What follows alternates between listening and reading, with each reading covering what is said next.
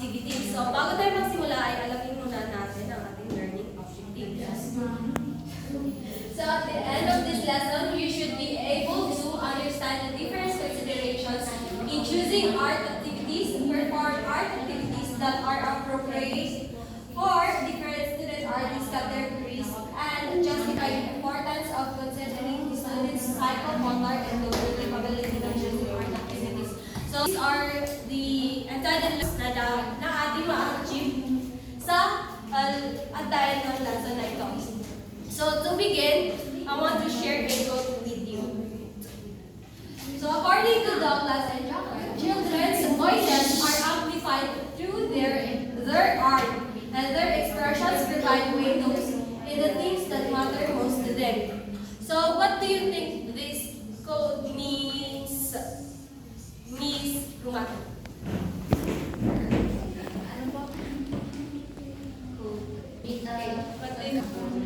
What do you think this quote means?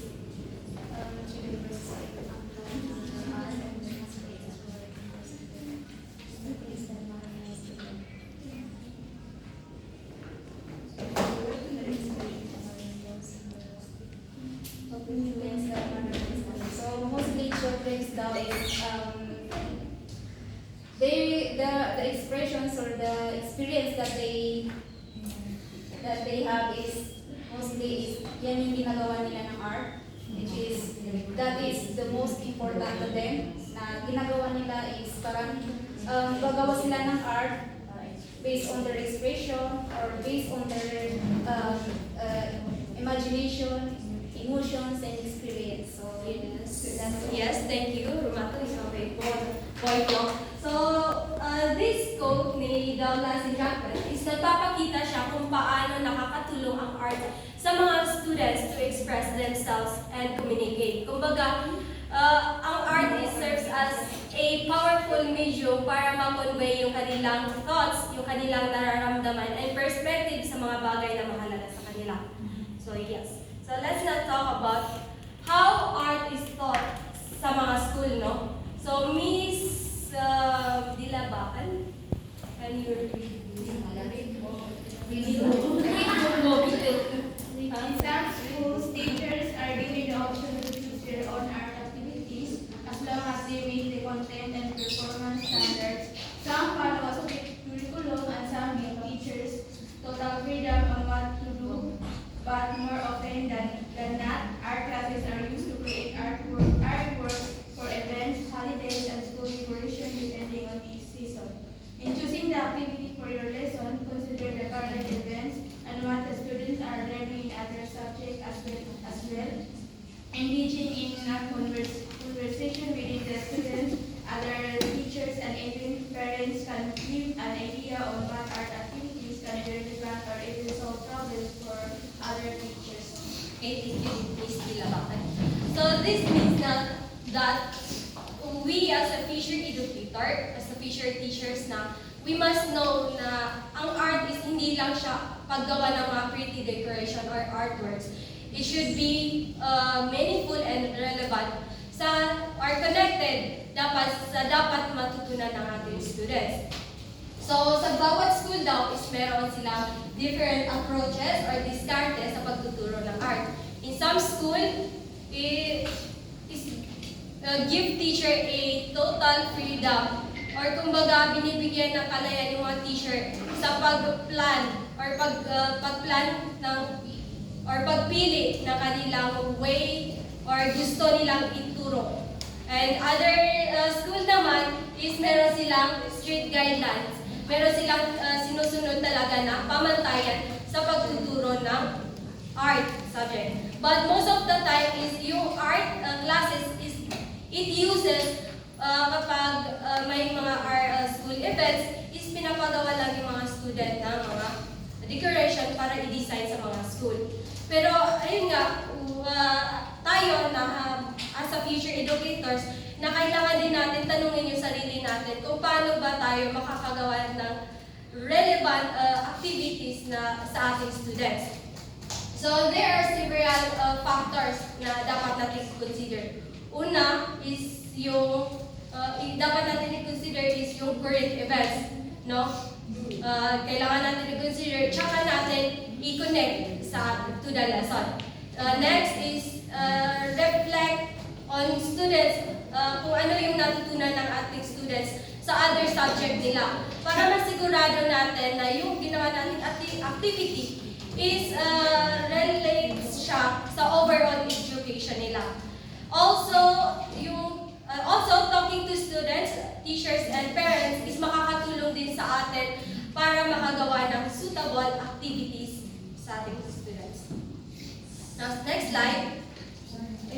So there are types of art activities based on content and function. So first, art and culture-based theme. Some art activities are inspired by the works of other artists by using the same technique, medium, or subject. So, isa sa paraan para introduce natin yung art sa ating student is by taking inspiration. So, for example, if you're teaching Juan Luna sa kanila, so, kesa sa magpakita tayo ng picture and explain natin kung sino si Juan Luna, kung ano yung mga techniques na sa pagpiping, is why not ipa-experience natin ito sa kanila. Or another example is if you're discussing about indigenous art, so pwede natin sila ipa-create ng mga tradition nila, like sa ating mga pranaw is yung open. The next is integration in subject and content areas. So art is universal and transdisciplinary. So yes, ang art is malawak siya, no? Yes. Malawak and transdisciplinary. Kumbaga, pwede natin siyang i-connect sa other subjects. So, for example, in science, so pwede natin sila ipa-create ng mga models. Yes.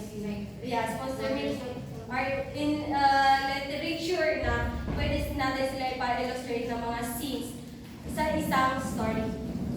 So third one is holiday and event themes. So during holidays and special occasions, students are able to connect their work to relevant experiences through art activities. So for example is nutrition month. So di ba pwede natin sila ipa-drawing ng kanilang favorite fruits, vegetables. Yes. And lastly, art as play. So our teachers should not forget that even upper elementary students are still children too. So as we all know, is kids loves to play, no? So dapat mag-integrate din tayo sa mga ginagawa nating activities is we should integrate mga play-based para minsan na-relax din sila.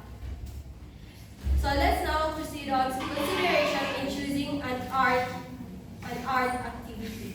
So this diagram is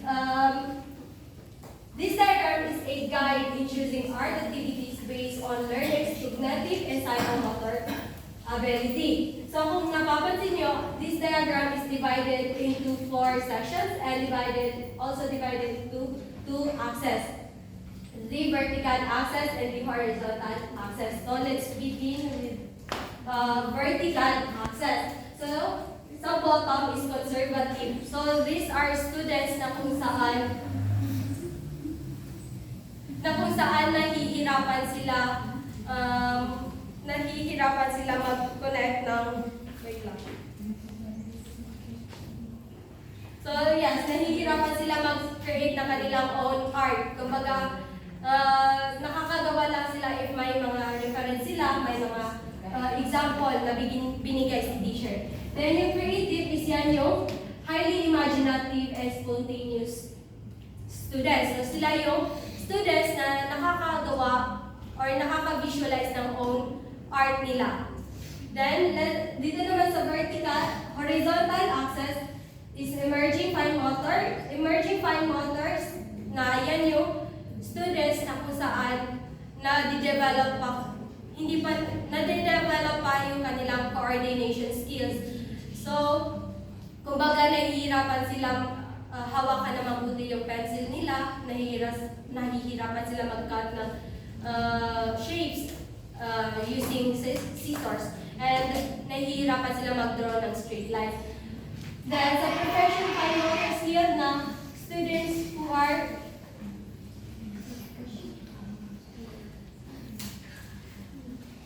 to students who are strong control ng kanilang coordination. So, ayun na, have strong control ng kanilang coordination. So, kaya nilang hawakan na mabuti yung pencil nila.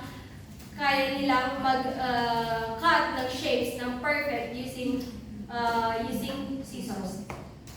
Now, let's proceed dito sa 4 section na ito. So, first is the abstract and expressionist art activities. So, this activity is suitable siya sa kindergarten or kumbaga sa mga younger children kasi na hindi siya require ng perfect mga drawing skill or painting skills.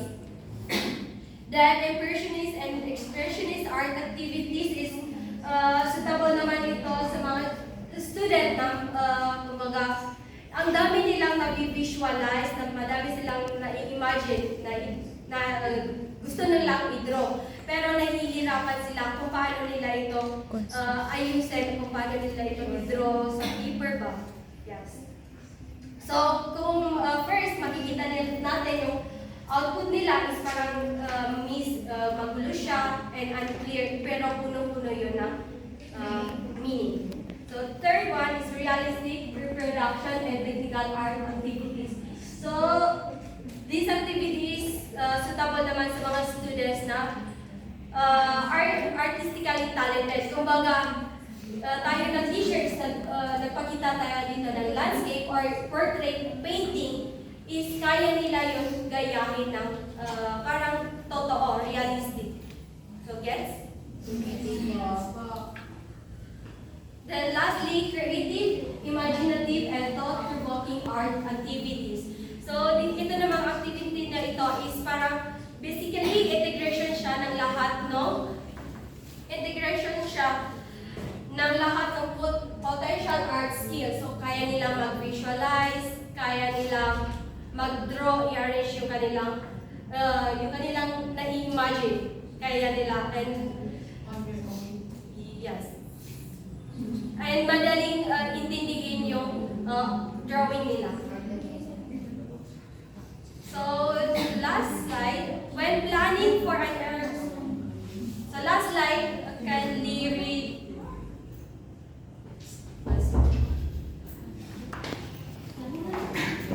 Okay, so the intersection of the fine motor and the basic abilities in that area will be the recommended set of activities and assessment standards for elementary students.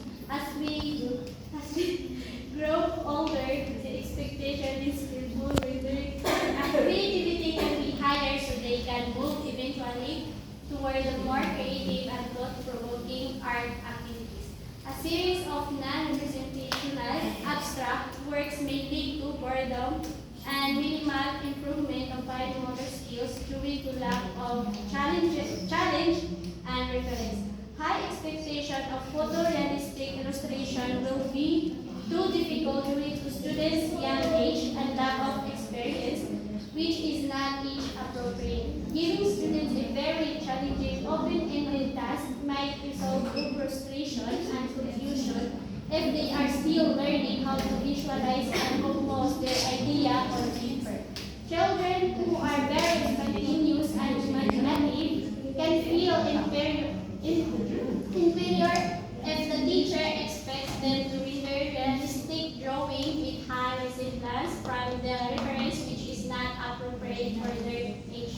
Take note that creativity is not as age-dependent as fine motor skills. Balancing all this is important in creating a wild design and well-planned art activity. So, what are your insights? Okay, so for me,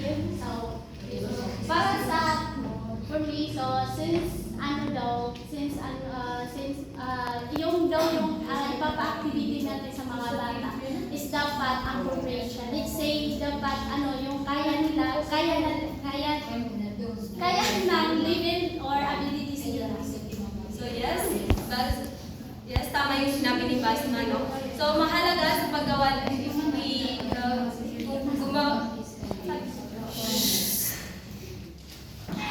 So mahalaga kapag gagawa tayo ng activities is i-match natin doon sa kanilang psychomotor and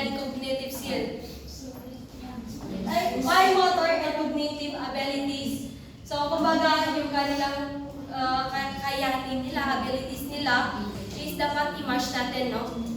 And also sa age nila, i-match natin yung activities na ginagawa natin sa age nila. So for example, sa higher grade is pinagawa natin sila ng pag-draw ng abstract, kumbaga mga drawing, ipadraw natin sila ng shape, mga shape lang. Pero is mabobore, it might lead to boredom. So if sa lower grade naman is ipadraw natin sila ng mga realistic photos, is it might lead to frustration. So kaya importante na i-balance natin yung ginagawa nating activities sa kung ano yung kanilang ability at sa kanilang age. So that's